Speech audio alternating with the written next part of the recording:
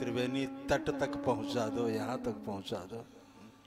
बोले गंगा मैया की जय, तीर्थराज प्रयाग की जय, कुंभ महापर्व की जय, परम पूज्य योगी सम्राट श्री देवराहा बाबा जी महाराज की जय, अयोध्या पीठाधीश्वर जगत गुरु श्री स्वामी जी महाराज की जय, अखंड श्री राम ज्योति की जय, संत समाज की जय, भक्त समाज की जय, सद्गुरुदेव भगवान की जय, सत्य सनातन धर्म की जय, जय जय सीताराम।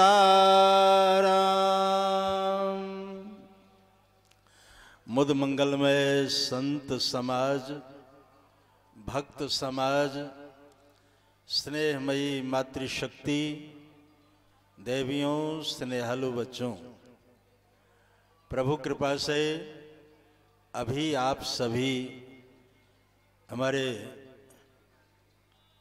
स्वामी अनंताचार्य जी महाराज के मुखारविंद से श्री रामचरितमानस के आधार पर सती मोह का प्रसंग श्रवण कर रहे थे।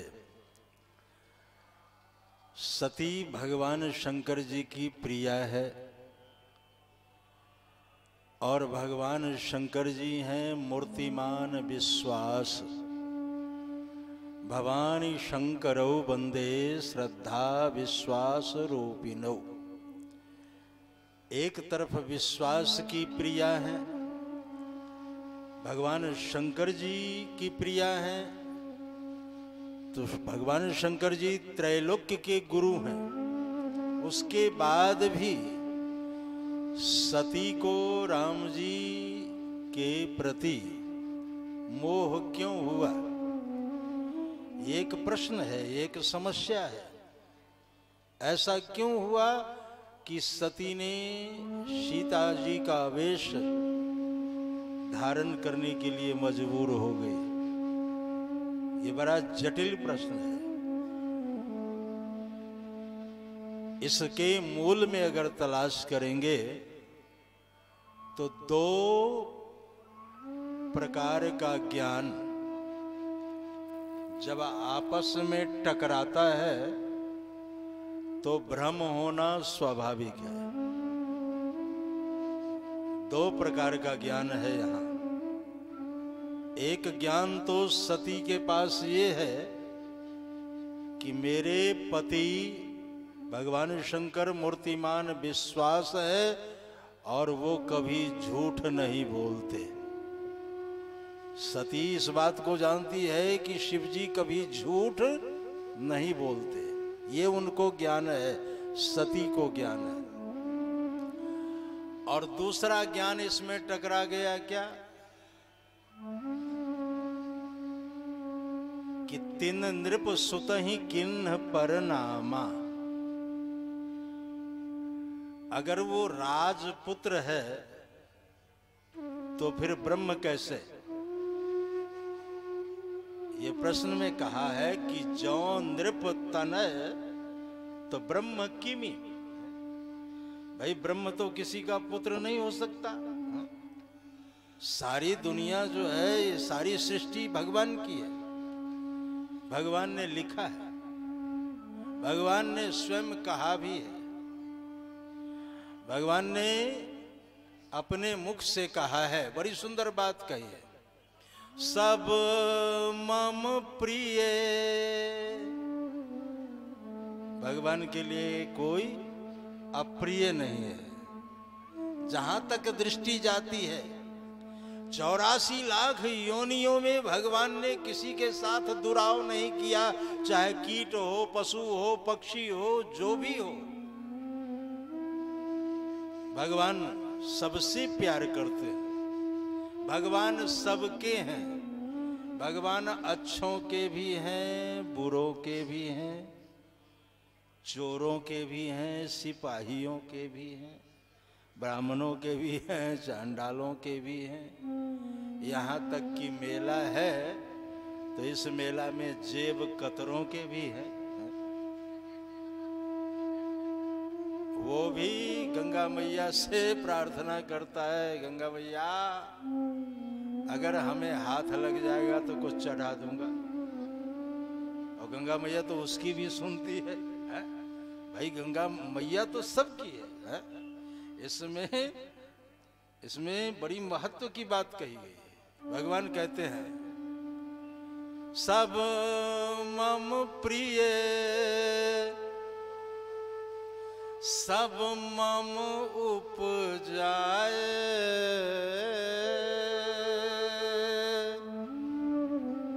सब मम प्रिय सब मम उपजाए, सबसे अधिक मनुज मोहि भाए,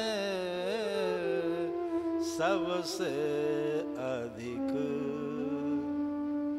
यद्यपि जितनी रचना है सृष्टि में, जितने जीव जंतु हैं, भगवान सबके साथ प्रेम पूर्वक व्यवहार करते हैं। भगवान के लिए सभी प्रिय हैं। सब मम प्रिय सब मम उपजाए हैं, मेरे संतान हैं, मेरे बच्चे। और अपने माँ बाप के लिए अगर बच्चा काना भी हो, खोरा भी हो, कुबरा भी हो, तोतला भी हो, लंगड़ा भी हो, लूला भी हो, ये जितनी विकृतियां हैं मानव शरीर में, अगर विकृति है किसी के शरीर में तो भी वो अपने माँ बाप के लिए बड़ा प्यारा माना जाता है।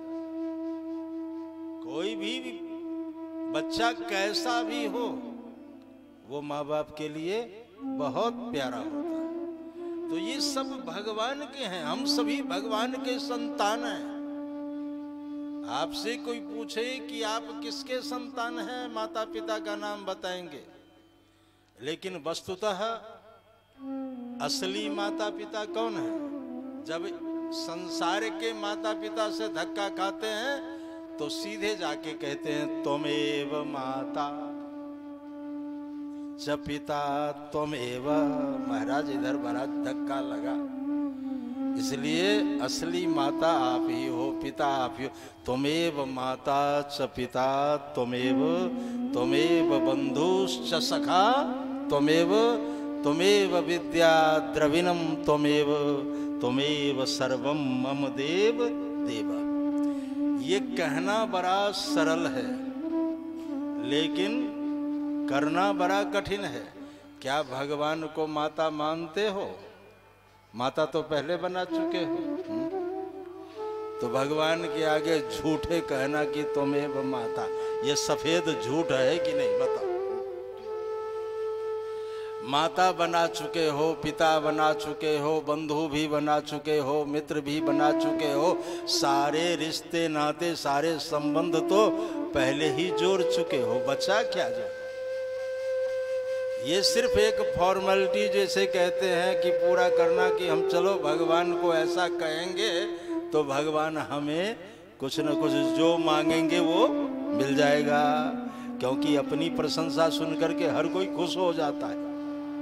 प्रशंसा सबको प्रिय है, हम भगवान की प्रशंसा करेंगे। आप मेरे माता हो, पिता हो, बंधु हो, सखा हो, सब कुछ आप हो हे स्वामी। भगवान पूछते हैं किस लिए? कहा महाराज जो ध्यावे सो पावे। मैं ऐसा कहूंगा तो कुछ न कुछ मिलेगा। भगवान ने कहा ये तुम्हारी मान्यता है, लेकिन हम ऐसा मानते हैं कि जब तुम मेरे यहाँ हृदय से किसी संबंध को स्वीकार करोगे तब हम तुम्हें अपनाएंगे। लेकिन हृदय से तो स्वीकार करता नहीं, सिर्फ लेने के लिए। अगरबत्ती दिखाई 1 रुपए की, अगरबत्ती दिखाई 1 रुपए की, और बदले में मांगा क्या? सुख संपत्ति घर आवे और कष्ट मिटे तन का। अगरबत्ती 1 रुपए की है और मांग क्या रहे हैं बदले में? सुख। बड़ा कठिन है, हर कोई सुख ही मांगता है, कोई दुख नहीं मांगता। सुख संपत्ति घर आवे। भगवान ने पूछा कि अपनी पूजा तो देख, पूजा 1 रुपए की है और मांग रहा है सुख संपत्ति घर आवे, कितना आवे? मांगने वालों ने कहा इतना आवे कि टाटा बिरला सब फेल हो जावे, सब मेरे घर ही आवे। भगवान ने पूछा कि इतना अगर दे दे तो करोगे क्या? बड़े चालाक लोग होते हैं। कहा महाराज काम चल जाएगा, थोड़ा सा काम चल जाएगा तो तेरा तुझको अर्पण क्या लागे, मेरा आपको वापस कर देंगे। पक्की बात है? हाँ महाराज पक्की बात। और भगवान दे देते, लो। और जहां धन संपत्ति पाया, खूब सुख सुविधा मिल गई, तो पहला काम क्या करता है? भगवान के यहाँ जाना ही बंद कर देता है। हाँ। कोई अगर कहे क्यों कुंभ का समय है, स्नान करने चलोगे? अरे टाइम नहीं मेरे पास, इतना व्यापार है फैला हुआ कि समय नहीं। आजकल सीधे कह देते लोग मरने का समय नहीं है, तुम कुंभ स्नान की बात करते हो। अच्छा, जो कहता है कि मरने का समय नहीं है, तुम कुंभ स्नान की बात करते हो, उससे पूछना चाहिए क्या तुम अपने आप को जीवित मानते हो? क्या तुम जीवित हो? है? हमारे यहाँ शास्त्र कहते हैं जीवन छवो निगदिता सतुपाप कर्मा। जीवन जीते जीवो, छब मतलब सब। यहाँ हमारे यहाँ सूत्र वगैरह का प्रयोग होता है, कभी श को छ हो जाता है, कभी महाराज त को द हो जाता है। तो जीवन छवो निगदिता सतुपाप कर्मा, वो जीते जी मुर्दा के समान है, जिसे स्वाध्याय के लिए समय नहीं मिले, जिसे जप तप करने के लिए समय न मिले, जिसे पूजा पाठ करने के लिए समय न मिले। यहाँ सिर्फ मेला घूमना वो तो अलग चीज है, कोई फायदा नहीं है। अच्छा, भीड़ भाड़ में घुसोगे तो फायदा क्या होगा? धक्का खाओगे, धक्का के सिवा और कोई लाभ नहीं है। और भूल भी जाओगे, भूल भी जाओगे। इधर ठेलम ठेला, उधर ठेलम ठेला, अमौसा के मेला, अमौसा के मेला। तो इधर ठेलम ठेला, उधर ठेलम ठेला, इधर धक्का, उधर कक्का, उधर।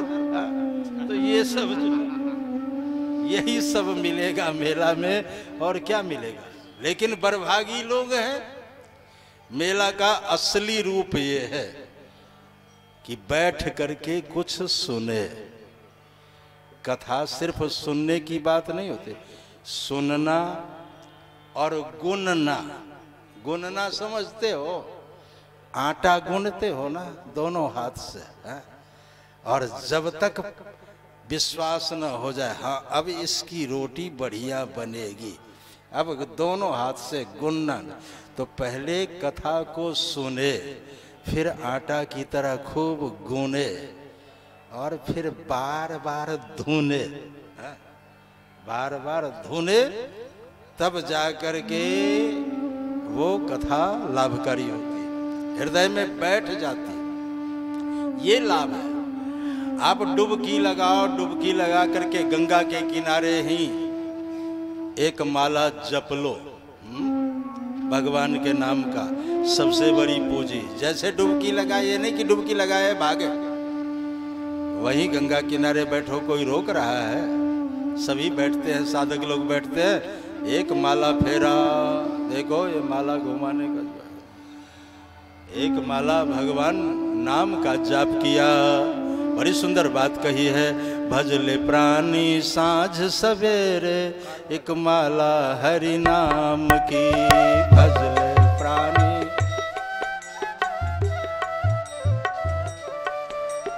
जिस माला में राम नहीं है वो माला किस काम की। जिस माला में,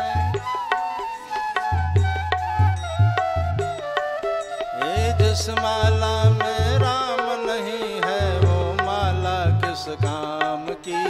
जिस माला काम की, भजले प्राणी साँझ सवेरे, एक माला हरि नाम की। भजले प्राणी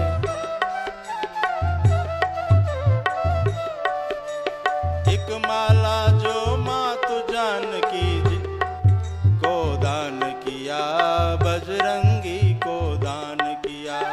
एक माला जो मातु जानकी बजरंगी को,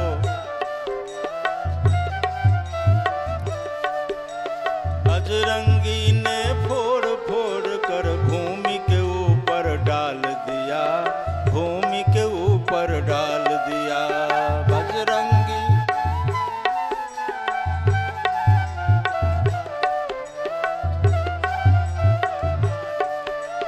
बजरंगी के हृदय बसी थी मूरत सीताराम की।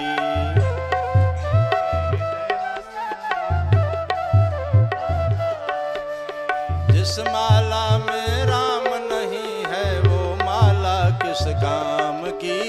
जिस माला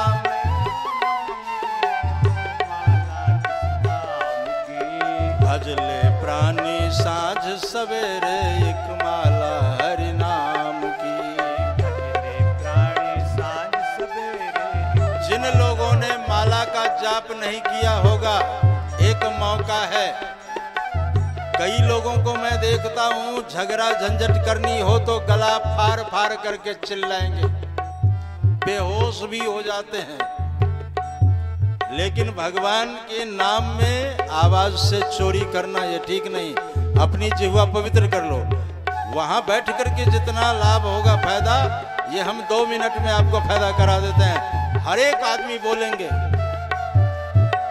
सीताराम सीताराम सीताराम जय सीताराम सीताराम। गाइए जय सीताराम सीताराम सीताराम जय सीताराम सीताराम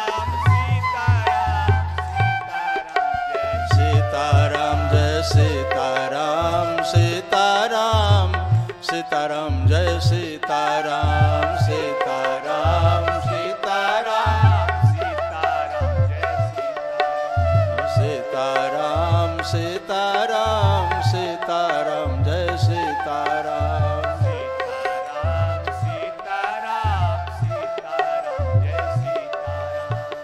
अब आपसे कोई पूछे ये सीताराम कहने से क्या मिलता है, ये भी साथ साथ समझने की आवश्यकता है। कोई भी पूछ सकता है, अरे बैठ करके सीताराम सीताराम कर रहे थे, इससे क्या फायदा? तो आप कहना कि इसमें 4 अक्षर है, सी ता रा और म। और तीर्थराज प्रयाग के पास क्या है? 4 चीज ही है। 4 पदार्थ भरा भंडारो। तीर्थराज के भंडार में 4 चीज है, अर्थ धर्म काम और मोक्ष। ये 4 के पीछे ही सारी दुनिया भाग रही है। कोई साइकिल से, कोई मोटरसाइकिल से, कोई कार से, कोई प्लेन से, हवाई जहाज से, सब भाग दौड़ लगा हुआ है। कोई अर्थ के पीछे भाग रहा है, कोई धर्म के पीछे भाग रहा है, कोई काम के पीछे भाग रहा है, कोई मोक्ष के पीछे भाग रहा है। ये भाग दौड़ लगा हुआ, लेकिन ये चारों पुरुषार्थ है कहाँ? अर्थ धर्म काम और मोक्ष, ये इस 4 अक्षर में है, सी ता रा और म। जो भी श्रद्धा विश्वास पूर्वक इस नाम का जाप करता है, इस नाम का संकीर्तन करता है, तो उसके सामने चारों पुरुषार्थ पंक्तिबद्ध खड़े हो जाते हैं, अर्थ धर्म काम और मोक्ष। अब उस साधक विशेष के ऊपर निर्भर करता है कि अर्थ का चयन करता है, धर्म का चयन करता है, काम का चयन करता है, किंबा मोक्ष का चयन करता है, अथवा इन चारों से ऊपर उठा हुआ है। भरत जी की परंपरा में है, संत परंपरा में है, संत में भी त्यागी परंपरा में है। भरत महात्यागी। तीर्थराज प्रयाग जैसे आप डुबकी लगाए हैं ना, तो आप तो सिर्फ जो है प्रार्थना करते हैं, लेकिन भरत जैसे संत जब डुबकी लगाए तो तीर्थराज प्रयाग सामने आकर के खड़े हो गए आप कुछ मांगिए। आप जैसे संत मेरे यहाँ आकर के डुबकी लगाए हैं, मैं आपको कुछ देना चाहता हूं। हे संत भगवान, क्या दूं आपको? अर्थ दे दूं? भरत जी ने कहा नहीं, इसने अयोध्या में अनर्थ कर दिया। इस अर्थ के चक्कर में अयोध्या में अनर्थ हो गया, इसलिए मुझे यह अर्थ नहीं चाहिए। कहा धर्म दे दूं? कहा मुझे वो धर्म भी नहीं चाहिए जिस धर्म के बंधन में बंध करके पिताजी ने कैकेयी के दोनों वरदान चरितार्थ कर दिए, इसलिए मुझे वो धर्म का बंधन भी नहीं चाहिए। अर्थ न धर्म। कहा काम? कहा काम का शैतान हावी हुआ, इसीलिए तो सारा जो है उपद्रव हुआ महाराज। मुझे वो काम भी नहीं चाहिए। कहा मोक्ष? कहा सगुनोपासक मोक्ष न लेहि। जो सगुन उपासना करते हैं, हमारे यहाँ उपासना की दो पद्धति है, एक निर्गुण की और एक सगुण की। निर्गुण और सगुण का शाब्दिक अर्थ ये है, निर्गुण का तात्पर्य है गुण रहित और सगुण का तात्पर्य है गुण सहित। एक गुण रहित है, एक गुण सहित है। मैं आपसे ही पूछूं, आप सम्मान किसका करें? घर में भी अगर किसी में गुण न हो तो कहते हैं ये निर्गुणिया है, हटाओ, इससे कोई काम नहीं चलेगा। और अगर किसी में गुण है तो गुण के ग्राहक सहस नर बिन गुण लहे न कोय, लिखा है। गुण के ग्राहक सहस नर, अगर गुणी होगा तो उसके बहुत से अनुयायी होंगे। तो इसलिए निर्गुण और सगुण, तो सगुणों ये एक अलग विषय है, हम इसमें नहीं जाएंगे। हम तो सिर्फ आशीर्वाद देने के लिए 5 मिनट के लिए आए, लेकिन मैं आप तक स्पष्ट करूंगा वहीं, क्योंकि हम जिस स्टेशन से चलते हैं वहां पहुंचा करके यात्री को गंतव्य तक पहुंचा करके तब लौटते हैं। तो सती को मोह क्यों हुआ, हम वही पहुंचेंगे। लेकिन पहले बीच में ये जो बातें आ गई है कुछ साधना से संबंधित, वो भी पहुंचाना जरूरी है। मेरे कहने का तात्पर्य सिर्फ इतना है कि सगुनोपासक मोक्ष न लेहि। सगुन उपासना करने वाले मोक्ष की भी कामना नहीं करते। अर्थ न धर्म न काम रुचि, गति न चाहो निर्वाण। क्या चाहिए?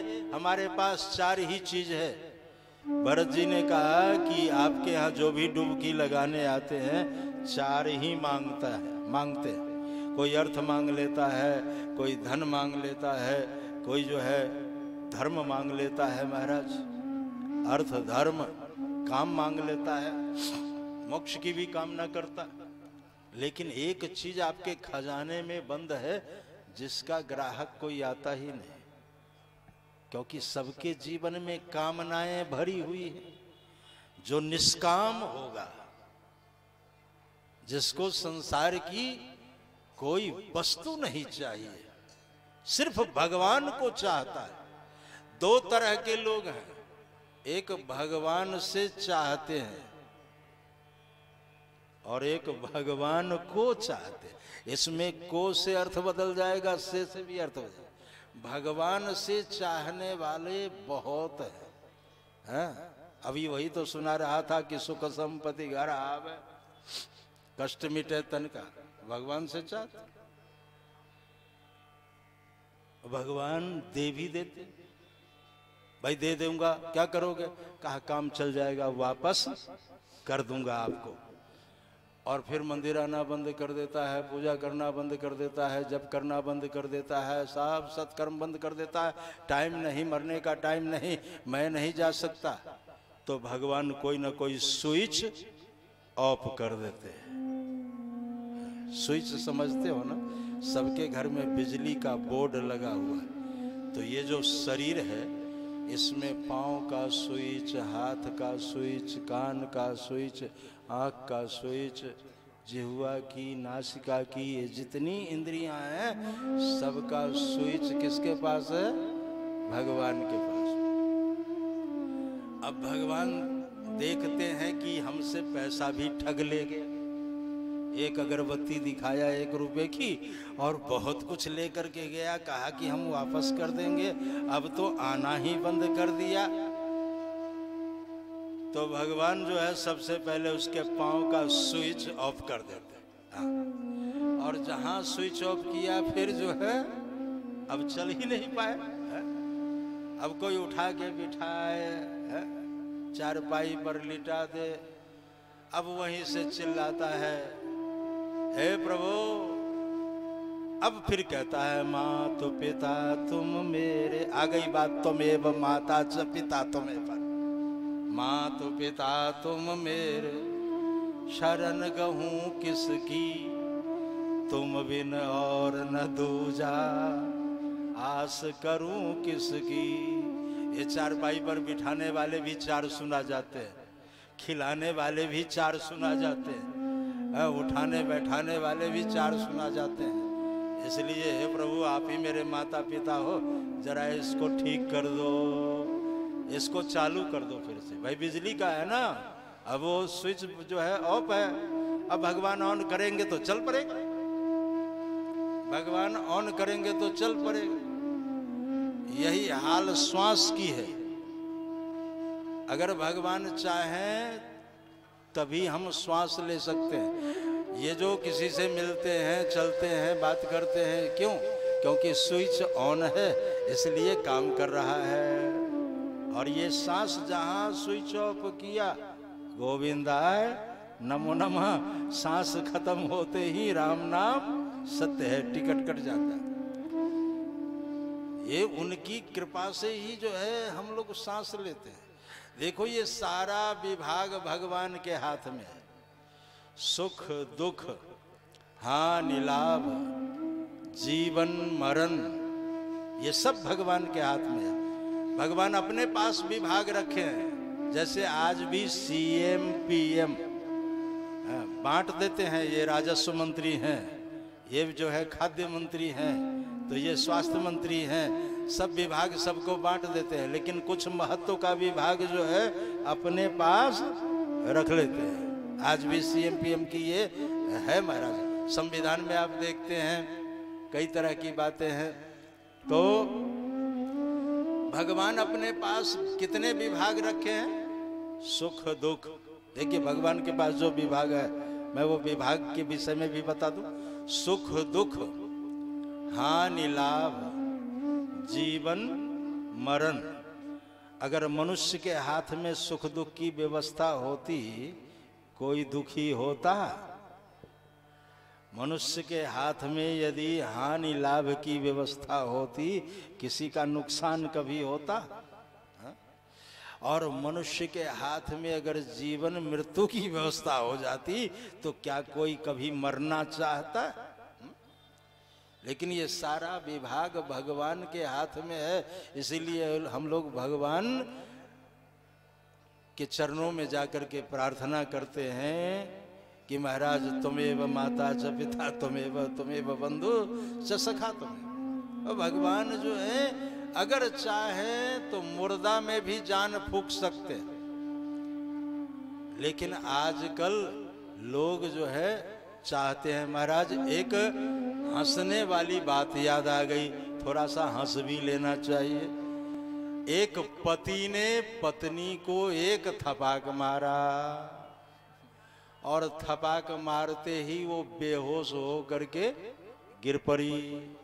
उसे अस्पताल पहुंचाया गया, सांस वगैरह सब बंद हो गया था। सांस की बात है, श्वास वगैरह लेना बंद कर दी थी, मूर्छित थी बिल्कुल। डॉक्टर भी बड़ा विचित्र जो है, आजकल डॉक्टर भी डिग्री लेकर के घूमते हैं, भीतर कुछ हो चाहे ना हो। डॉक्टर देखा और कहा श्वास नहीं चल रहा है, लगता है इसका राम नाम सत्य हो गया, इसे ले जाओ और अब इसका दाह संस्कार कर दो। पति कुछ लोगों को साथ लिया और उसे शमशान भूमि पहुंचा दिया। शमशान भूमि में चिता के ऊपर लिटा दिया, उसके ऊपर लकड़ी वगैरह डाल दी। जब अग्नि लगाने की बारी आई तो उसको होश आ गया, भगवान ने उसके श्वास का स्विच जो है ऑन कर दिया। बोलिए भक्तवत्सल भगवान की जय। जहां स्विच ऑन किया वो उठी तो सारी लकड़ियां भरभरा करके नीचे गिर पड़ी और उसने कहा मैं जीवित हूं। पत्नी बोली मैं जीवित हूं। तो पति ने कहा चुप कर, डॉक्टर ने कह दिया कि तू मर गई तो मर गई। तू डॉक्टर से ज्यादा जानती है। डॉक्टर ने कह दिया कि तुम मर गई तो लेटी रहा। अब वो कह रही है कि मैं जीवित हूं। लेकिन पति सोच रहा था कि अच्छा हुआ डॉक्टर ने मृत कर दिया, अब इसको जला देना। वो बेचारी जीवित है तब भी कहा लेटी रहा, हम तेरे को फूकेंगे। ये हाल है दुनिया का। मैं इसलिए इस बात को इसलिए सुनाया कि ये श्वास का स्विच भी भगवान के हाथ में है। तो हमारी जितनी इंद्रियां हैं, हम चल रहे हैं, हम बोल रहे हैं, हम श्वास ले रहे हैं, हम इन हाथों से कुछ कर रहे हैं। ये कुंभ है, यहाँ दान भी कर रहे हैं, यहाँ जो है स्वाहा स्वाहा भी कर रहे हैं। और मौके से थोड़ा सा बढ़िया खीर पूरी मिले तो आहा आहा भी कर रहे हैं। इधर स्वाहा, इधर आहा आहा भी हो रहा है। ये सारा काम हो रहा है किसकी कृपा से हो रहा है? इसके मूल में अगर तलाश करो तो क्या ये आपके पुरुषार्थ का फल है? आप अपने पुरुषार्थ से चल सकते हैं? आप अपने पुरुषार्थ से कुछ कर सकते हैं? इसमें सभी अंगों में भगवान की शक्ति समाहित है और वो शक्ति है तो काम कर रहा है। जैसे अभी पावर हाउस वाले बिजली दे रखे हैं, मेला वाले अभी दे रखा है बिजली, तो अभी ये बज रहा है। और जहां बिजली गई तो गोविंदा नमो नमः, ये खत्म है मुर्दा के सामान। और स्विच उसके हाथ में है कि नहीं? एक उठा देगा पूरे मेला की बिजली, गोविंदा नमो नमः, खत्म हो जाए। तो इसलिए हमारे यहाँ पूर्वाचार्यों ने कहा है कि यावद स्वस्थमिदम शरीर मर्जम यावद जरा दूर। तो जब तक बुढ़ापा दूर है, शरीर स्वस्थ है, तभी तक आत्म कल्याण की बातें कर लेनी चाहिए। कुछ न कुछ धर्म कर्म कर लेनी चाहिए, है? नहीं तो प्रोदीप्ते भवने तो कूप खनने प्रत्युद्यम कीदृशा। घर में आग लग जाए और कहो कि हम कुआं खोदने जा रहे हैं, तो तब तक तो गोविंदाय नमो नमः। इसलिए स्वस्थ शरीर से सारा काम कर लेनी चाहिए। अभी आप इन हाथों से कुछ दान भी कर सकते हैं। जीवन में एक ऐसा अवसर आएगा कि अगर चाहें यहाँ चढ़ाना, वो हिलने लगता है, चढ़ाना हो यहाँ चढ़ जाएगा वहाँ। हाँ महाराज, क्योंकि सही जगह बात नहीं बनेगी। पंडित लोग कहेंगे यहाँ चावल चढ़ाओ, तो ऐसे चढ़ाओगे गिर जाएगा उधर। तो इसलिए स्वस्थ शरीर से ही सभी काम कर लेनी चाहिए, सत्कर्म कर लेनी चाहिए। और ये कथा जो है ये सर्वोपरि साधन है। यहाँ तो आपने डुबकी लगाई है, पूजा भी की है, पाठ भी की है और जन्म जीवन का लाभ ले रहे हैं, कथा सुन रहे हैं आप। और उस कथा में मन लगा करके, कथा में किसी प्रकार की भ्रांति नहीं होनी चाहिए। कथा में बैठ गई थी सती, लेकिन सुन नहीं पाई, इसीलिए उसको मोह हुआ, भ्रम हुआ। सती को भ्रम जो हुआ, एक तो अगस्त ऋषि को छोटा मानी कि इसकी कथा हम क्या सुन। इसके पीछे दो बातें होगी कि जब तीनों लोक के गुरु हमारे पति हैं, तुम त्रिभुवन गुरु वेद बखाना, तो हम और किसी से क्या सुने। सती की ये भी मान्यता हो सकती है। एक इधर नहीं आना, नहीं उधर जाओ, उधर। हाँ, ये माता इधर आ रही है। इस बीच में एक बात और बता दूं कि यहाँ ये अखंड श्री राम ज्योति है। आज से 45 वर्ष पहले आप यहाँ आए हैं तो जरूर दर्शन करके जाएंगे। ये कल्प वृक्ष के समान है। इसी तीर्थराज प्रयाग में 1973 में पूज्य श्री देवराहा बाबा जी ने गोस्वामी तुलसीदास जी के हाथ में ये दीपक है, ये प्रज्वलित किया था प्रदीप्त किया था कि इस दीप का जो दर्शन करेगा उसकी सारी इच्छाएं पूरी होगी, उसकी कामनाओं की पूर्ति होगी। कि क्योंकि ये मानस चतुष्सती के पावन अवसर पर प्रदीप्त किया गया था और भगवान श्री राम का ये प्रकाश है। जगत प्रकाश्य प्रकाशक रामू।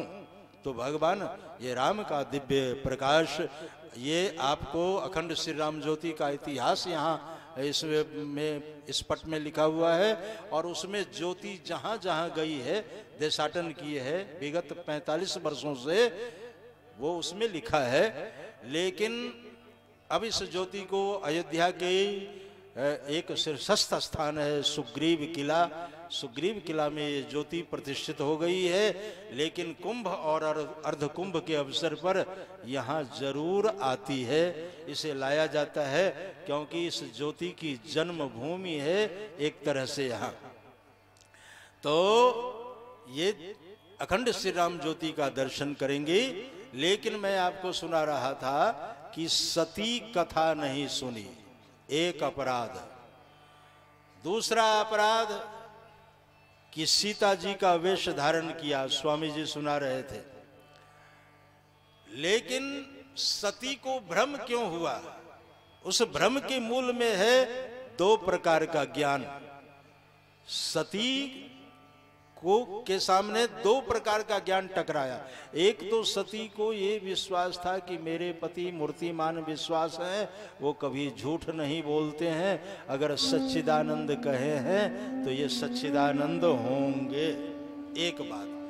दूसरी बात ये कि जो नृप तनयत ब्रह्म किमी, ये भी ज्ञान टकराया वहां, क्योंकि ब्रह्म किसी राजा का पुत्र नहीं हो सकता।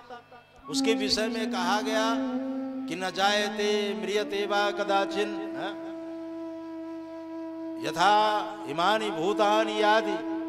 वेद उपनिषद जिसका गान करते हैं, न तत्र वाग गच्छति, न जहां वाणी का प्रवेश है, ऐसे ब्रह्म जो है वो राजपुत्र कैसे हो सकते? ये 2 तरह का ज्ञान जब टकराता है तो भ्रमित होना स्वाभाविक है, मोहित होना स्वाभाविक है। यही बात आपको हमारे अनंताचार्य स्वामी सुना रहे थे। और बीच में मुझे आना पड़ा कुछ ज्योति का परिचय देने के लिए। आप सभी को खूब आशीर्वाद है, कथा श्रवण करें, और उस कथा क्रम को हम तोड़ना नहीं चाहते। तो आगे 3 नृप सुत ही किन्न परनाम। तो भगवान शंकर ने सती का त्याग कर दिया है मन शरीर से। एहितन सती भेंट मोहिना,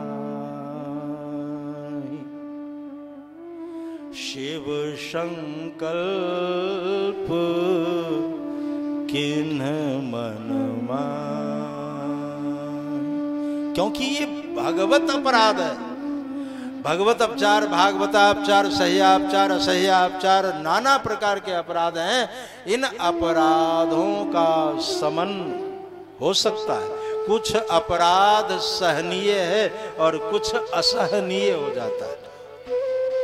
तो भगवान शंकर इस अपराध को असहनीय माने, प्रकट हो करके तो नहीं कहा, लेकिन प्रभु की लीला समझ करके, हरि इच्छा सर्वोपरि समझ करके, होई है सोई जो राम रचि राखा, को करी तर्क बढ़ावे शाखा। इस सिद्धांत को अपने हृदय में धारण करके यात्रा आगे बढ़ाते हैं। मैं पुनः ये ध्वनि विस्तारक यंत्र स्वामी अनंताचार्य जी को सौंपता हूँ। उसके बाद हमारे आचार्य ऋषि जी बोलेंगे, फिर हमारे बाल व्यास जो है भूपेंद्र जी बोलेंगे। ये सबका होगा। समय की सीमा का ध्यान रखेंगे। एक बाल व्यास है वो भी आपको सुनाएगा, बहुत बढ़िया। तो सभी लोग श्रवण करेंगे और बैठे रहें तो हमारा खूब आशीर्वाद आप सबको। बोलिए तीर्थराज प्रयाग की, कुंभ महापर्व की, भक्त वत्सल भगवान की, अखंड श्री राम ज्योति की, सद्गुरुदेव भगवान की जय। जय श्री सीताराम।